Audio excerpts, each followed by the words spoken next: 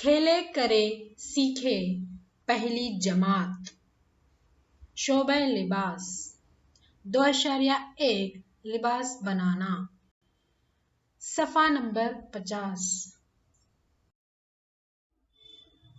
कपड़े के बारे में मुकालिमा, चिंटू की कहानी। ये एक तस्वीरी कहानी है, गौर से सुनिए।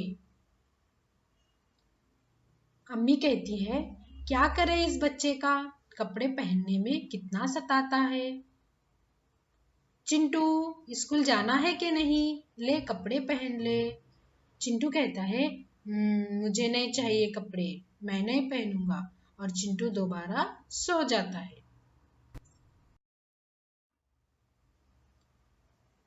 चिंटू के भाई बहन आते हैं और वो उससे कहते हैं, भाईजान चलो हम जादूगर का खेल देखने चलते हैं, इसे घर ही में रहने दो।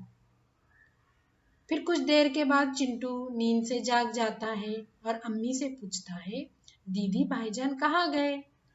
उस पर अम्मी कहती है, वो जादूगर का खेल देखने गए हैं। चिंटू कहता है, मुझे क्यों नहीं ले गए, मैं भी जाऊंगा। उस पर अम्मी कहती है, लेकिन तुमने कपड़े कहाँ पहन रखे हैं, ऐसे ही नंगे जाओगे। उस पर चिंटू कहता है, अब मैं नंगा नहीं जाऊंगा, पहनता हूँ कपड़े, जल्दी से दो। अब यहाँ पर आपको एक सरगर्मी दी गई है, कपास के पौधों को बढ़ने के मुताबिक सही तरतीब दो। यहाँ पर आपको कुछ तस्वीरें दी गई है, आपको किताब में इन पौधों को सही तरतीब में देना है।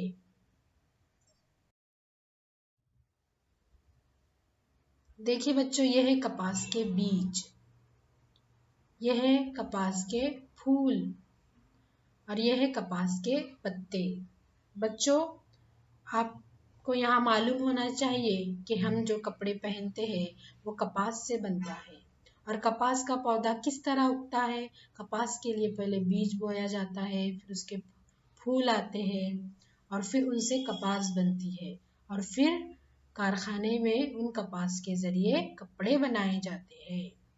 इसके बारे में मज़ीद मालूमात अपने मौलिम और वालिदैन से हासिल करें।